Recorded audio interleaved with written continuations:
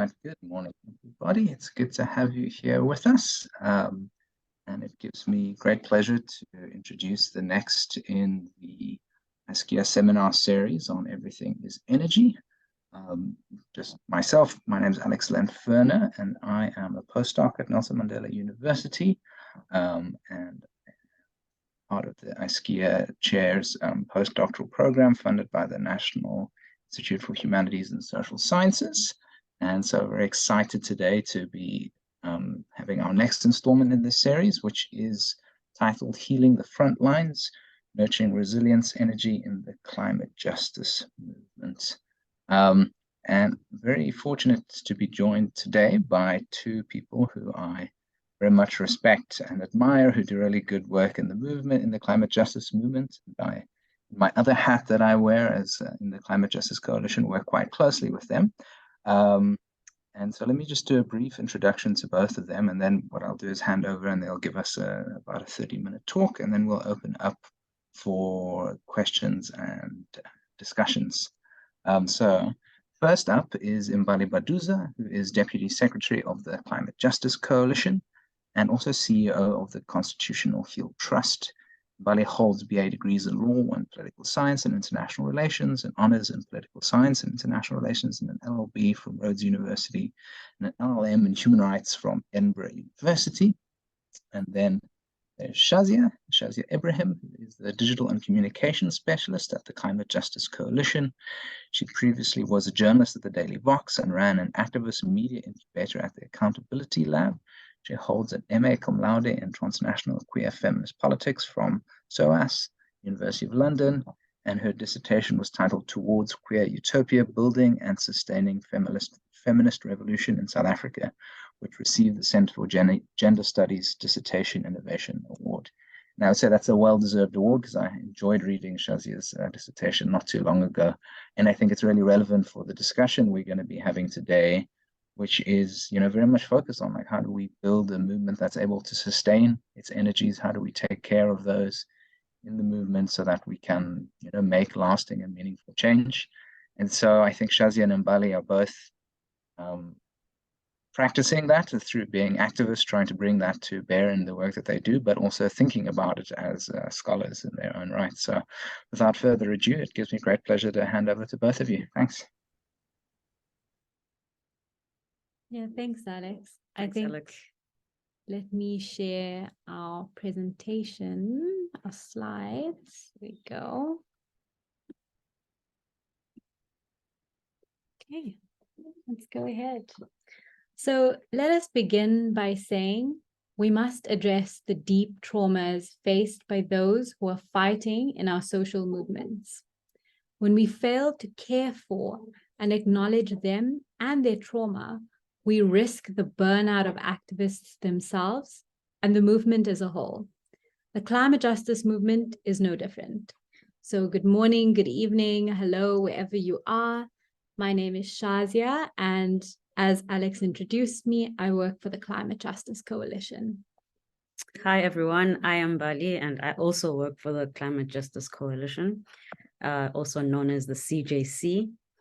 The CJC is an amalgamation of 50 trade unions, youth organizations, faith and community-based groups, grassroots and independent activists, as well as international and local non-governmental organizations.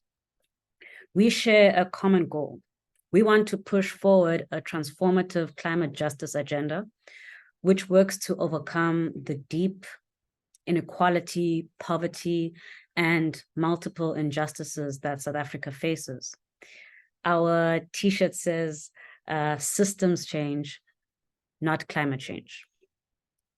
Given the vibrant and diverse membership of the CJC, we have witnessed firsthand how trauma can manifest and affect our members. And in this presentation, we would like to explore the concept of institutional betrayal as a traumatic stressor for climate activists. And we should say that this presentation was prepared for psychologists. Shaazia, do you want to just quickly say where we did this before? Sure.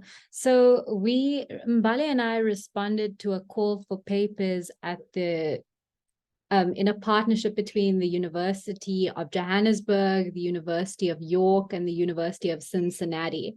And it was a group of psychologists who were looking to speak about climate and how that impacts, I guess, the mental health of people on the planet, activists, different. So they looked at it from different areas. Mm-hmm. And we prepared this presentation for them. But of course, it's relevant. Yeah. Always is. So institutional betrayal as a traumatic stressor for climate activists, that's what we'll look at. But also would like to explore the ways in which we can create social movements which seek to understand and respond to this trauma. So we first encountered the concept of institutional betrayal from Dr. Garrett Barnwell, who submitted an expert report for the Cancel Core litigation. He explained that when communities are dependent on the government to meet their needs, including health and safety, and their government continues to perpetuate harm, this can create a breach of trust and contribute to secondary trauma. The concept captures so accurately the experiences of activists, and this is the reason many become activists in the first place. And would like to highlight the following. The first is, firstly, voices of young, Black CJC activists who are queer and/or women who reflect on the current government, which was once a party of liberation and has betrayed the present and future generations. How this form of betrayal invokes feelings of hopelessness and loss. Ferran Pedro, who is a campaigner for 350.org, said this in a podcast of ours. The breaking point for me was the Marikana massacre, where 34 workers were killed by the state, a state that was meant to protect them instead of protecting the interests of mining capital with violence. I realized they are not and will never be on our side.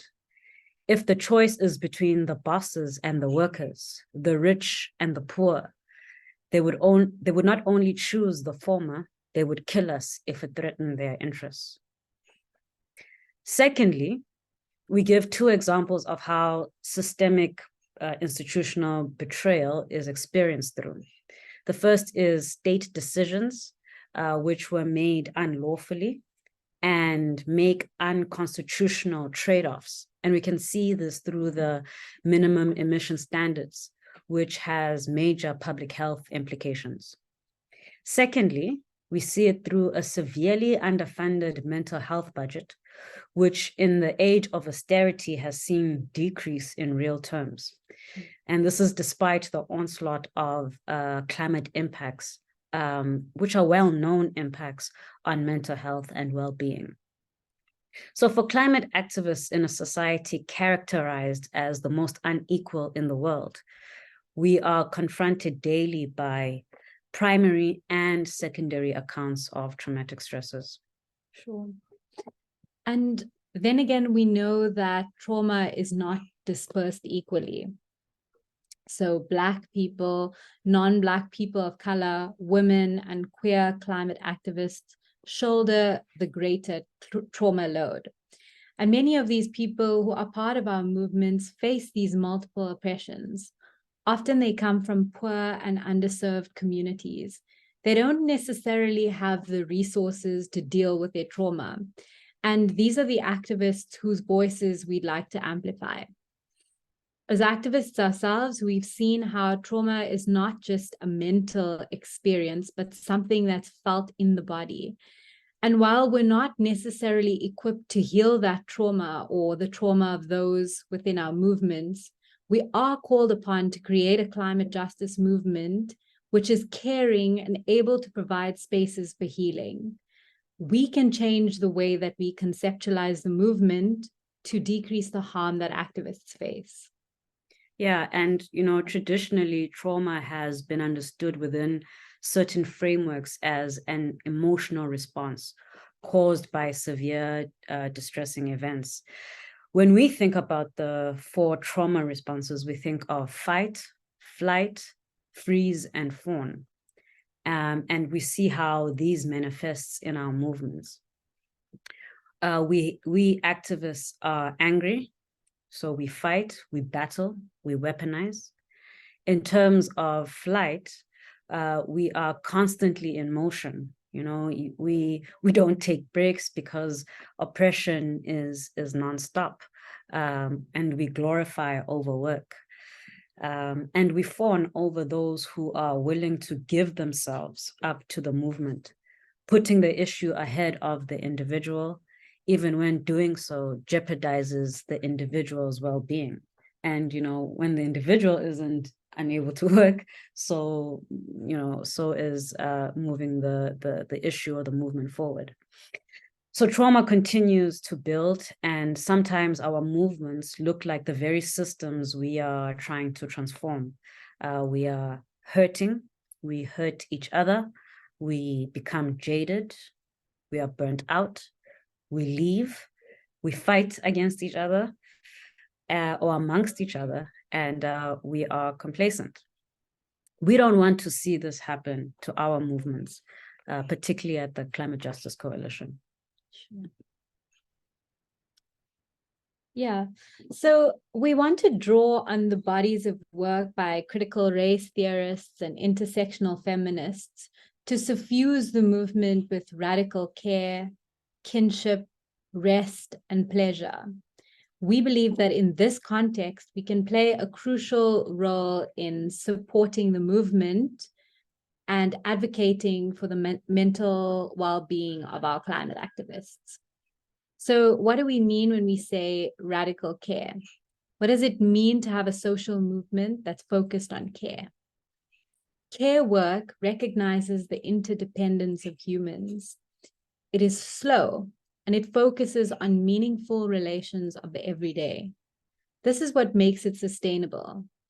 Care can consider thinking about and with others to allow for a collective political sense of what it means to live with each other.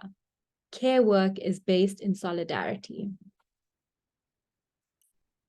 Then kinship and community. What do we mean by this?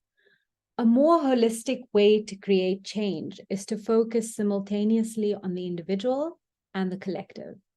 So as Adrienne Marie Brown writes, healing and meaningful change emerges from being kindred. And to be kindred means to be connected to the self and to others, but also extends to be part of the broader systems with other organisms as humans. Rest. When will we romanticize rest? Capitalism works us all to the bone. For Black women and also other women of color, capitalism works us to near exhaustion. Our social movements cannot romanticize overwork if we are to be the antithesis to capitalism. Actively focusing on rest will improve the quality of life of activists, allowing them to make more space for themselves and their movements. Pleasure. Rooted in Audre Lorde's life-altering essay, The Uses of the Erotic, Adrienne Marie Brown explains pleasure activism as learning what brings us pleasure and incorporating this into the movement for justice and liberation. I read the most incredible paper about struggle songs in South Africa and the way that this nourishes people who sing them. And I feel like that speaks to pleasure. The way we sing in South African struggle is just, yeah, it's a different quality. And we sing all over the world wherever we go. Yeah. When we went to go help Canada, our firefighters were singing there as a way of pleasure. And pleasure is anything that brings us joy. It can be music, it can be gardening, it can be art. This is rooted in the understanding that pleasure is often encumbered by oppression, and reclaiming pleasure is liberatory work. Finding pleasure within us and as an act of liberation is an important idea for us as people in South Africa.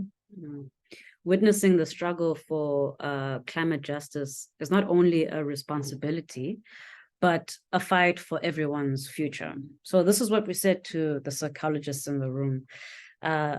Armchair practice in psychology in the context of the climate emergency will do little to enable good mental health for activists. We must be in community with activists, living with trauma, supporting their healing journey, and we must strive to support the movement in a way that is mutually beneficial for the healers and the wounded. We asked some of our members what kind of support they need. And again, I'll quote Farron, who was in our podcast. Yeah. She says, "I don't think we even notice the way in which the climate crisis affects us. It's like we are lobsters in boiling water and someone's raised the temperature slowly, so we don't recognize we're burning. We just feel miserable, tired and angry and stressed and terminally anxious. I am no expert, but I could use one. The biggest problem we face is the lack of access to the care that we need, but also the atomized way in which we look at ourselves. I would love it if therapists were aware of the ways in which systems affect people and how people fighting for systemic change are really burdened emotionally and physically by that fight, and the fear that things could never get better and it's their fault." Gabriel, who also was in our podcast, said this: "Listen to us. Young people don't want to be fighting for their future. Many have said Gen Z will be the last generation to experience trauma because we will have either united intergenerationally and won the fight, or we will all perish. We need access to support structures. We need access to support structures that we don't find in our communities.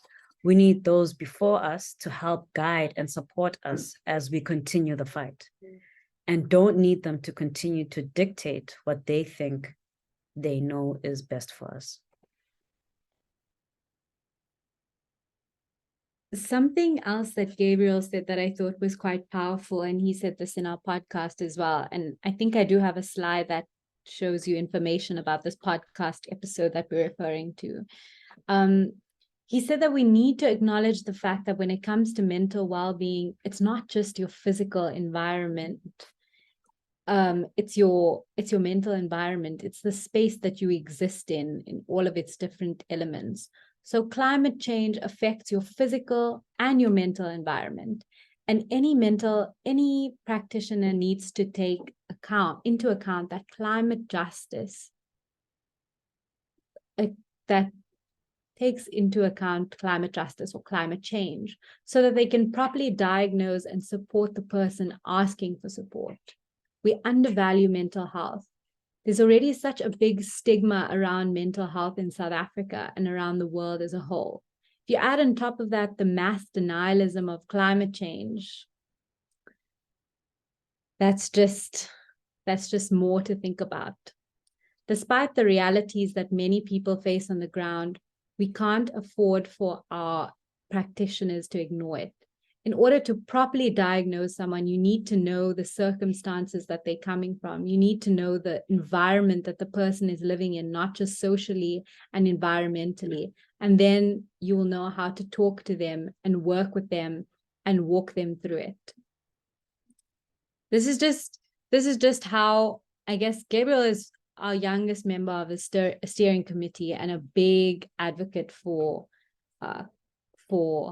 mental health to be taken seriously, especially among the youth. So we really value their insights. And I'm gonna skip this one, but here's the slide where we're the podcast we're referring to when we're quoting. Mbali said in our podcast, said, I think psychologists can support climate justice activists by being allies or activists themselves. By joining climate justice movements, psychologists should stand witness to the struggle for climate justice. After all, it's a fight for everyone, and context is everything. Where experience is the best teacher for understanding, which is similar to what Gabriel was saying, you have to understand who you're talking to and meet people where they're at. Armchair practice and psychology in the context of this climate emergency will do little to enable good mental health for activists.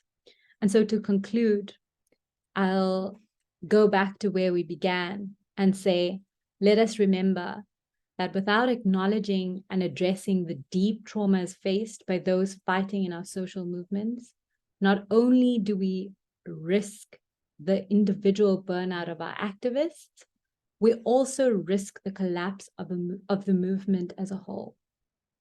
As psychologists, as academics and civil society members, as people who walk this earth, we have a responsibility to take action. Let us be allies and witnesses to the struggle for climate justice.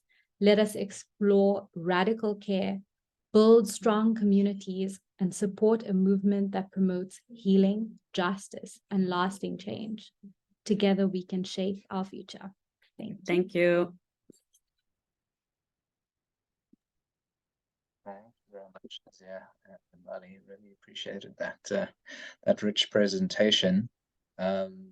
Yeah, we can open up for some questions now, but maybe what I'll do is while people are formulating their questions, I'll use my role as facilitator to ask one. One of the things that I was thinking about while you were talking, I mean, it's such an important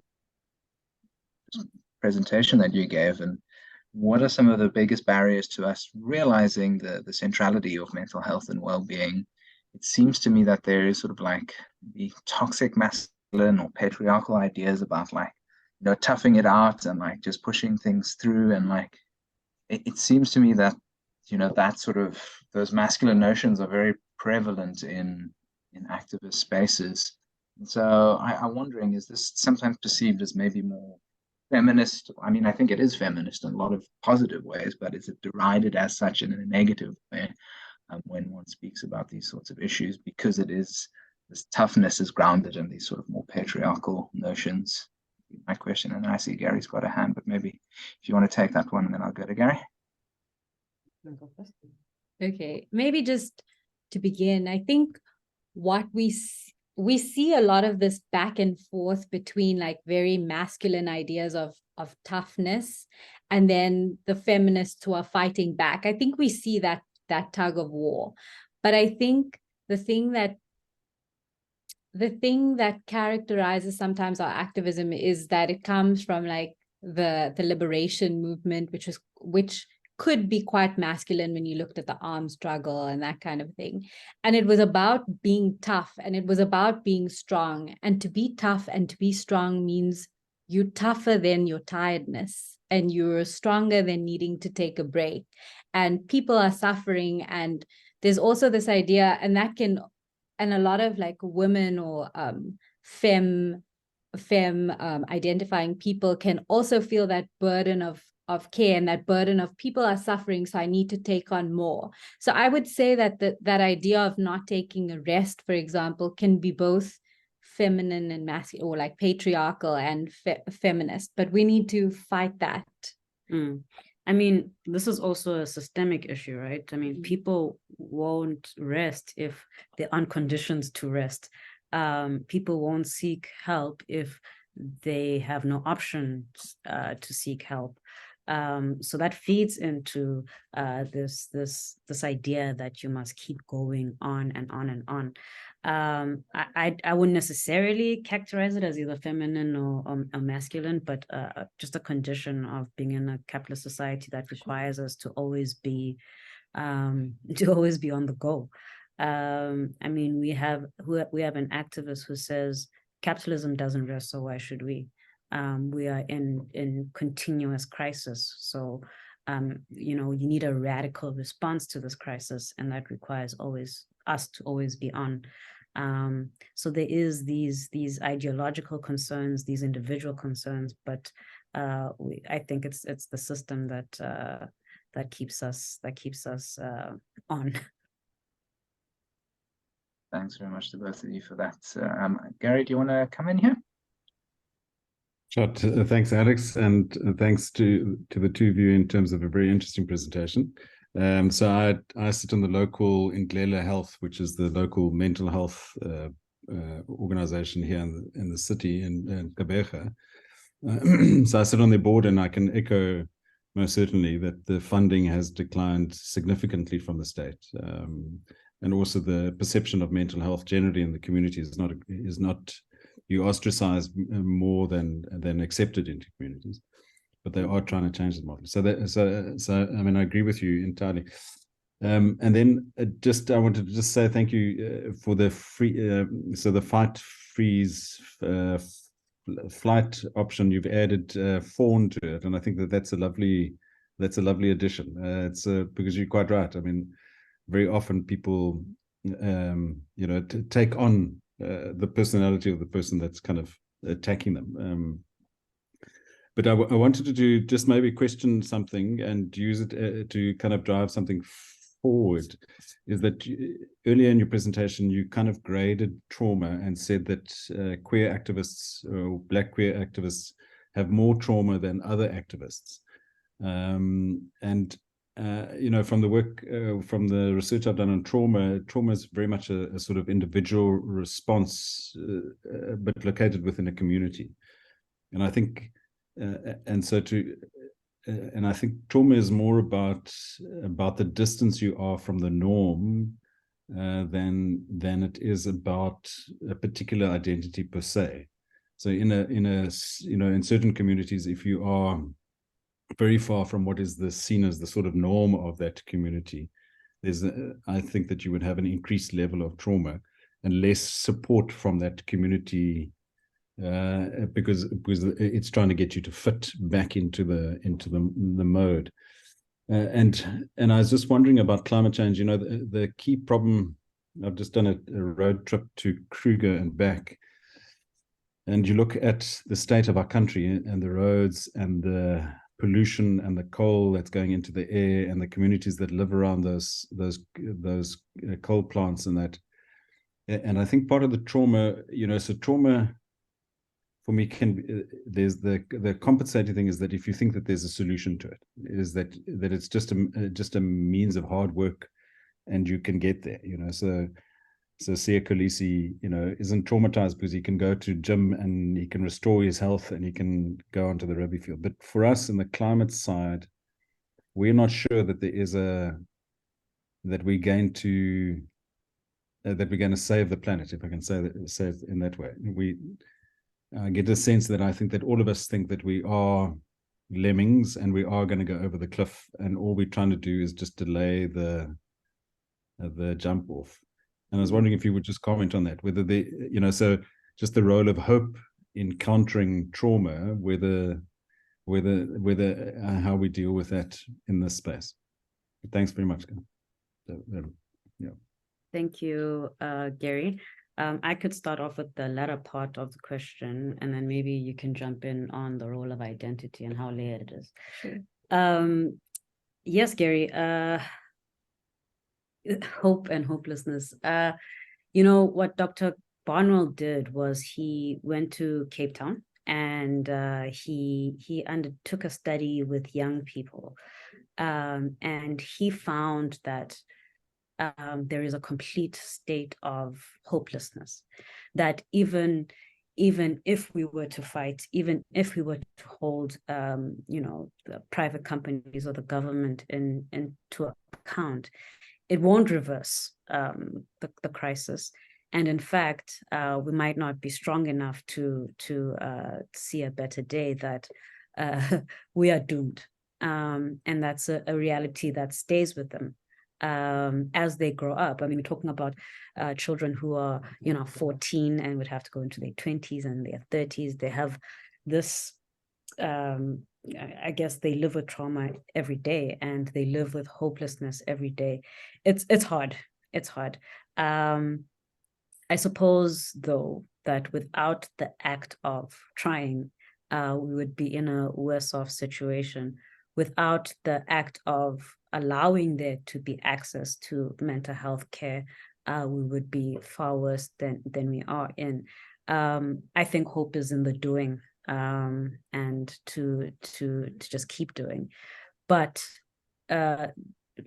psychologists around the climate crisis have said the biggest threat right now is the mental health crisis amongst young people who just can't see beyond the now, and the future looks bleak just because of how slow we are in responding systematically against the crisis. So we are in trouble, and we need people like the Climate Justice Coalition, like yourselves, to keep preaching the message of hope through doing, and actively taking care of yourselves as you can.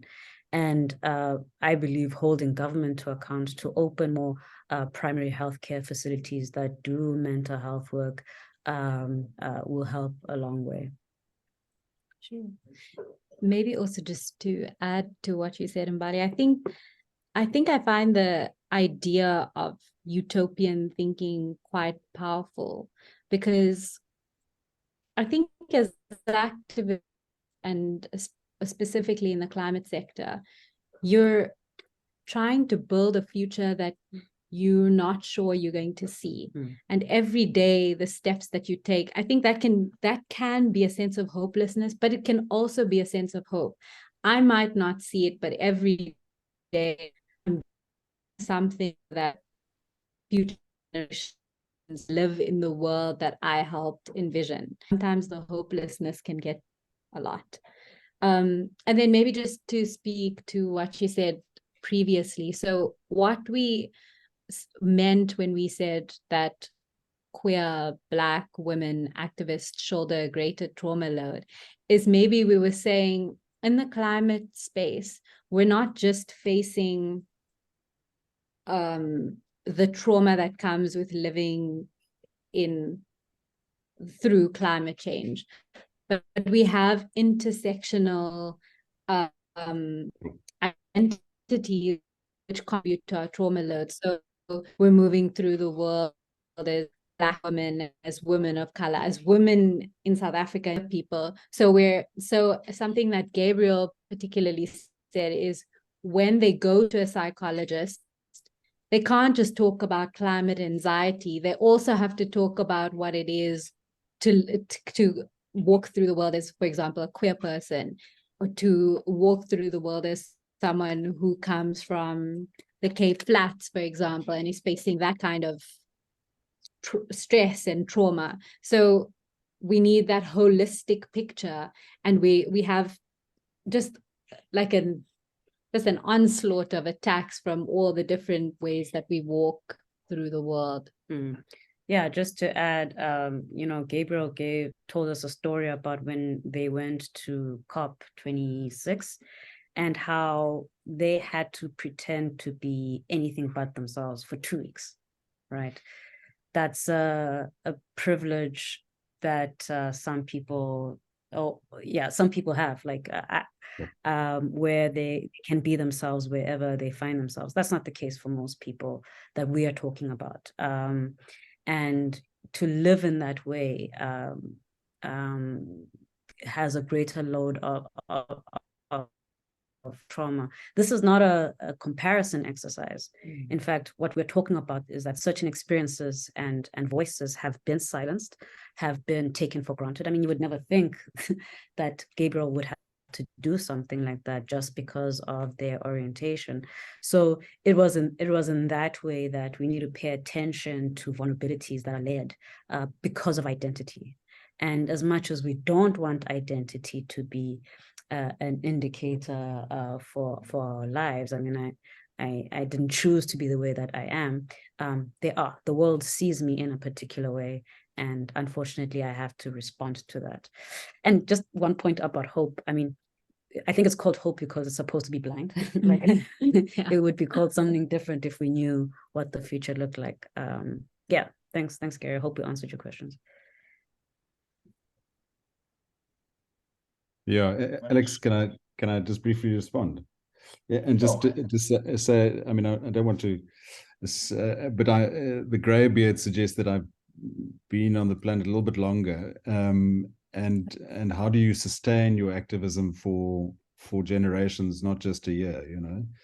And for me, I'm closer to the point of saying that you should let go of hope, and that you focus on the task at hand, and you simply do, and what you lean into is that you can only do what you can do, and that's where the trauma, you release the trauma. But because it isn't Gary that's going to save the planet, you know.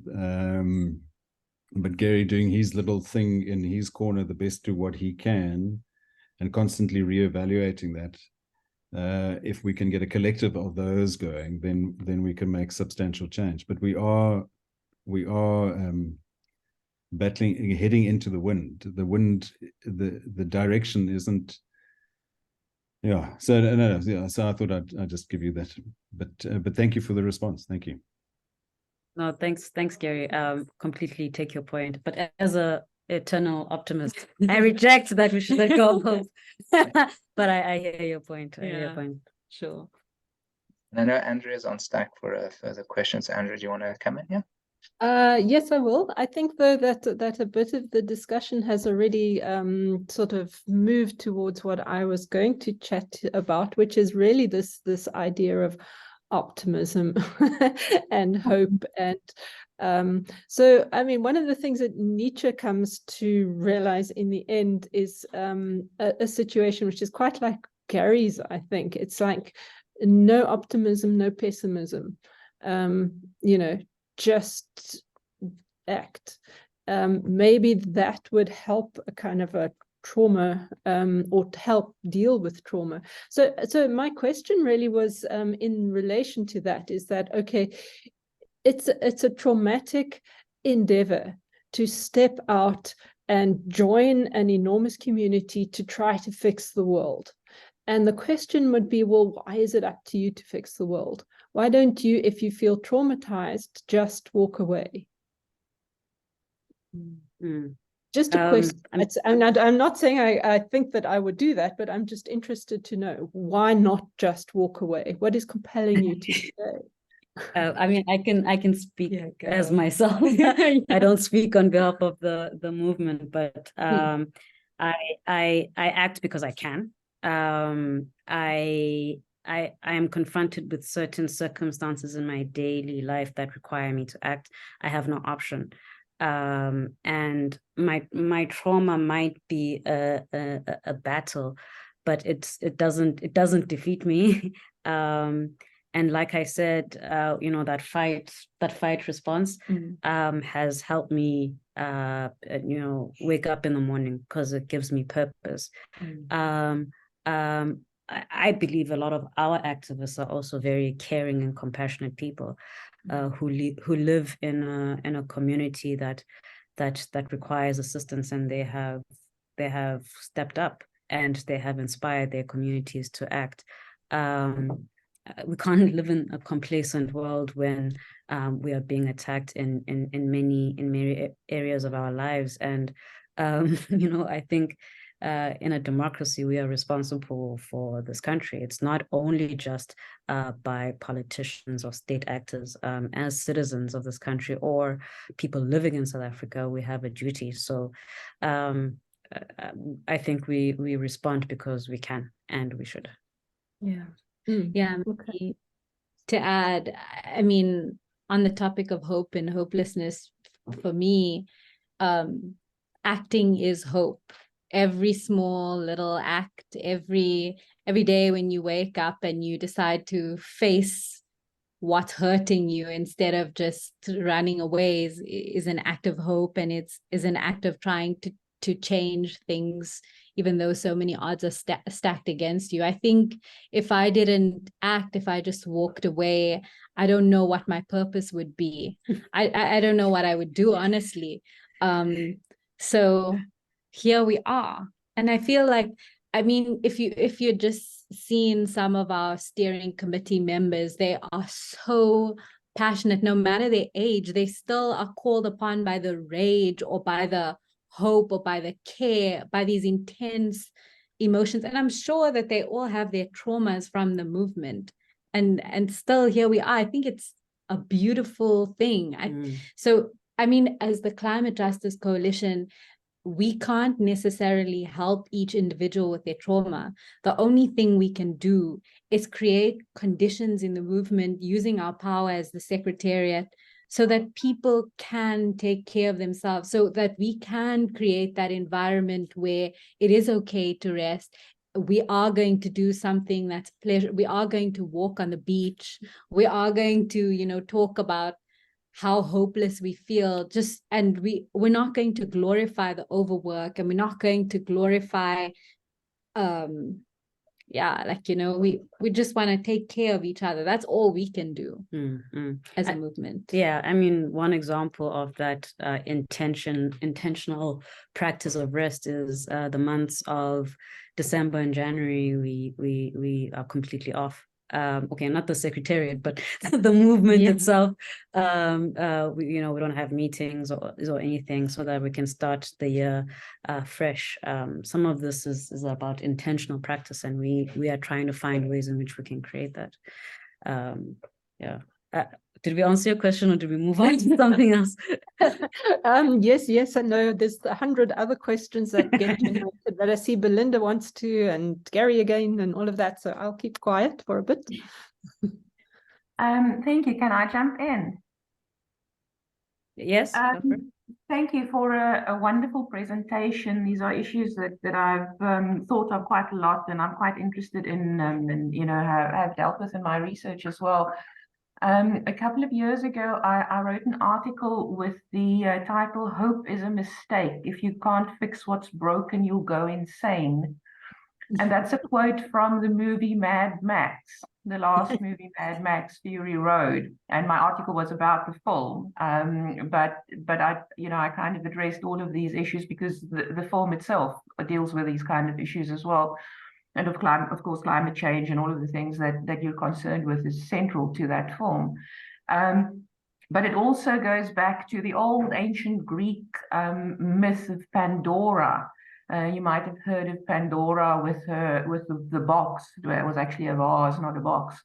But she opened it and all the evils of the world flew out. And then when she closed it, only one thing stayed back in the box, and that was hope.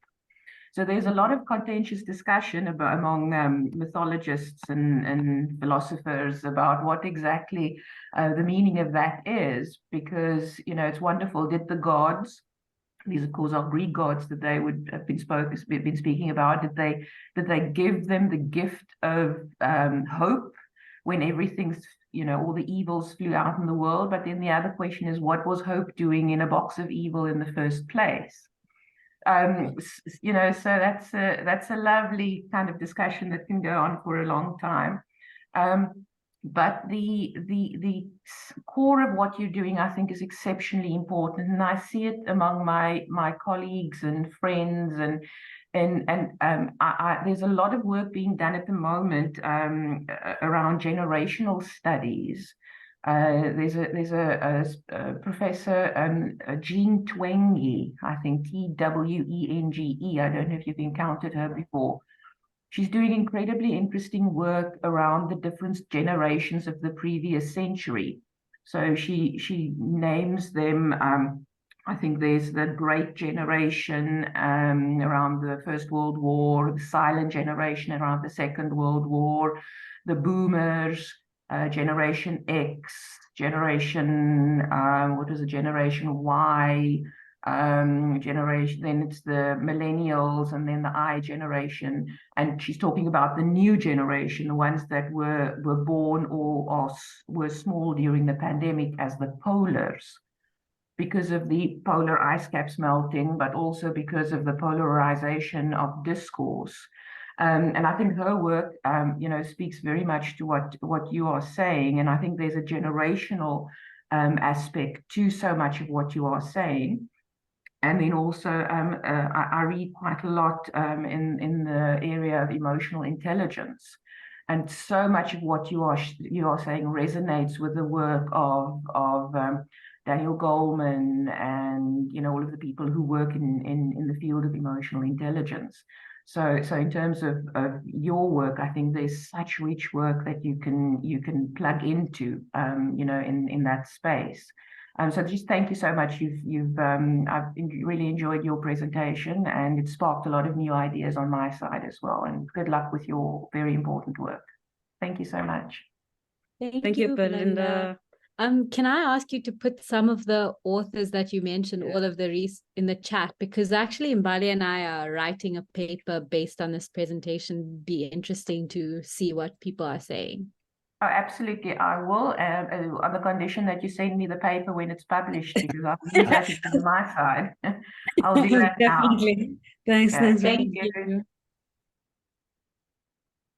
So Gary, do you want to come in with your question there? Yeah, so thanks again, Alex, and thanks.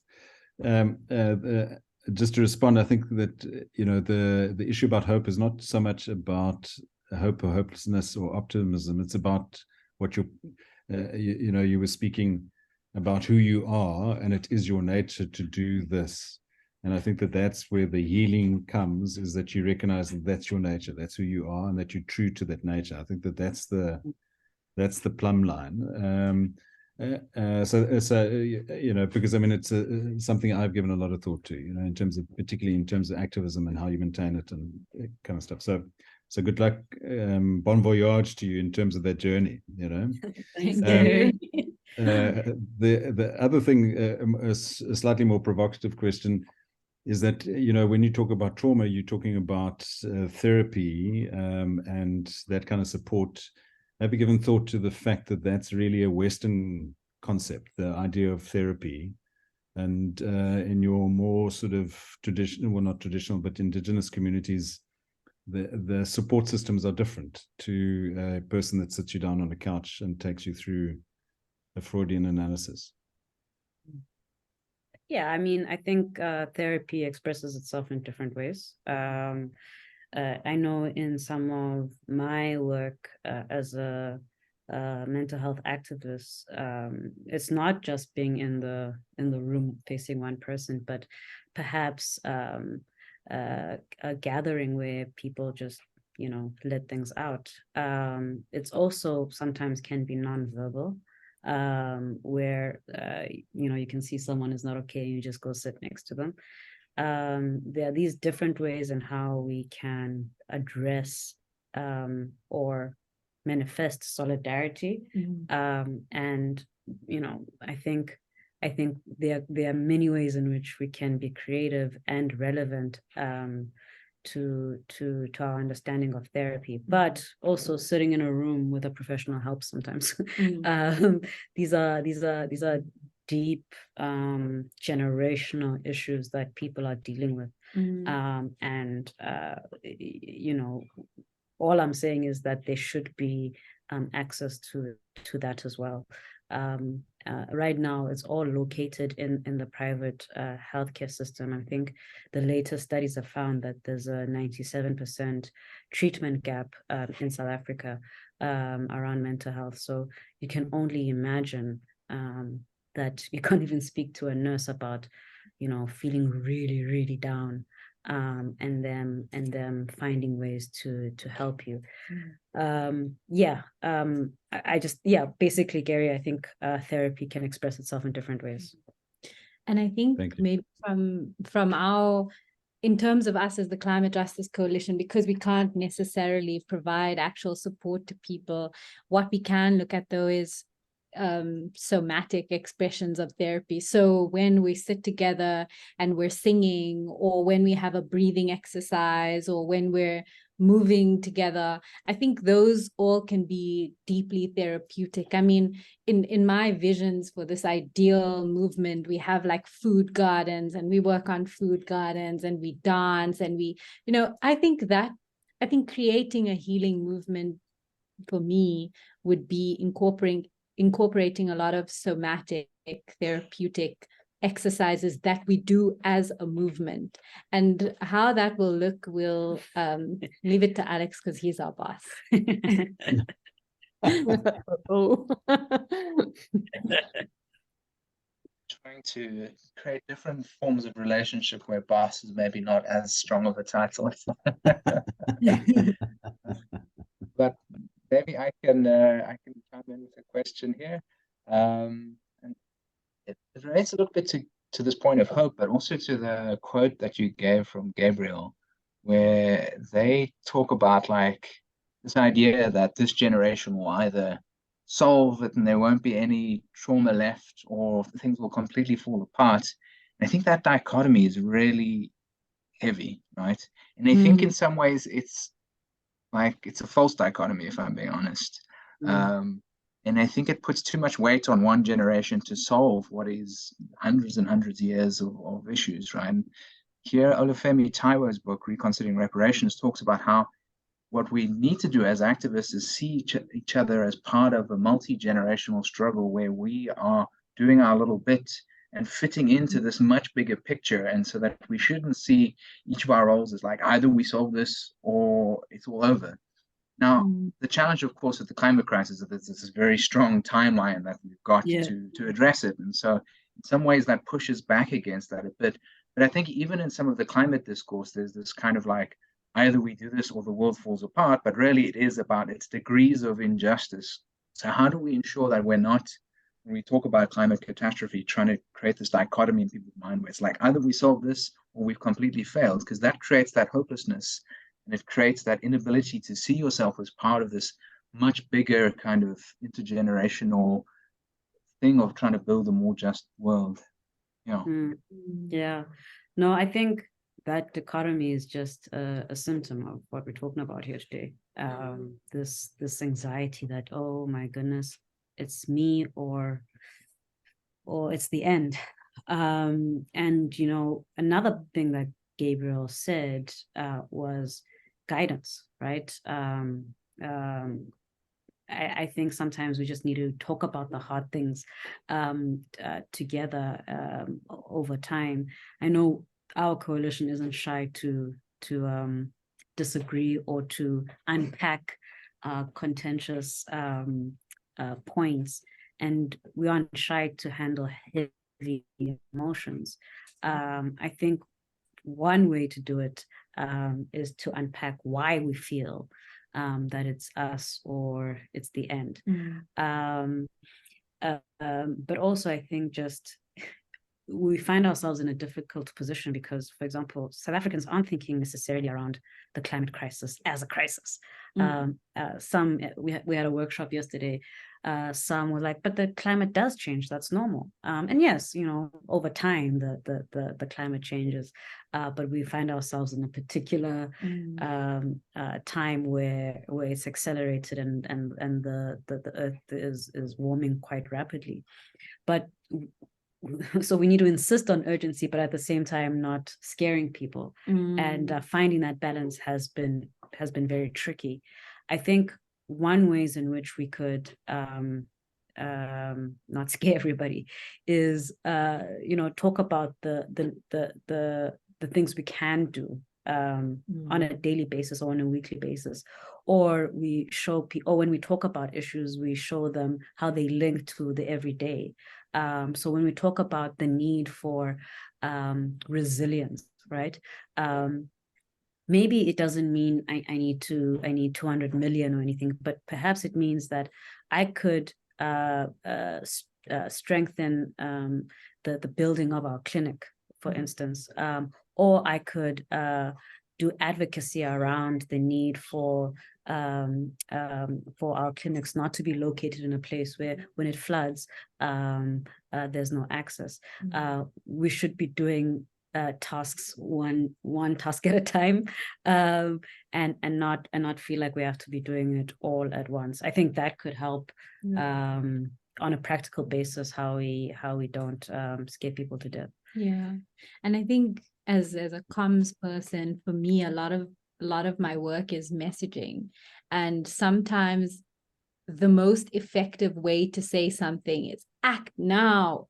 If you don't act, this will happen. And that can also be quite alarmist. And maybe there's different ways of different ways to frame our messaging and different ways to call people to the movement without scaring them into the movement or scaring them into action. And maybe that's something we can talk about as well. Yeah, but also it's a scary time. It is. Like, where do we find the balance? Because we do need people to act now. Yeah. So I don't think it's completely false, Alex, that people feel there's pressure on them, because in some ways they are. Yeah, well said. Thank you. I see Gary's got his hand up. But I see we've got a little bit of time left. It was just to say that in strategic planning theory, there's a concept called the burning platform, which ironically probably was created by the Shell. The Shell had this fantastic strategic planning unit, and I think the burning platform that they talk about is an oil platform. You know, what do you do? But it is this idea that you amplify the crisis, and that helps generate energy around doing it. But, you know, I mean, your T-shirt says systemic change. Systems don't change overnight. They take ages to come into place and ages to go so you have to hand on from one generation to the next. But you are going to be the generation that deals with stuff that we've not dealt with, you know. So yeah, assuming we're in different generations, you know. Gary's a millennial. Andrea, go for it. Just a quick interjection. Also, do you see a role for humor? Humor, yeah. But in the sense of the kind of humor that you would use where you laugh at yourself for being an activist.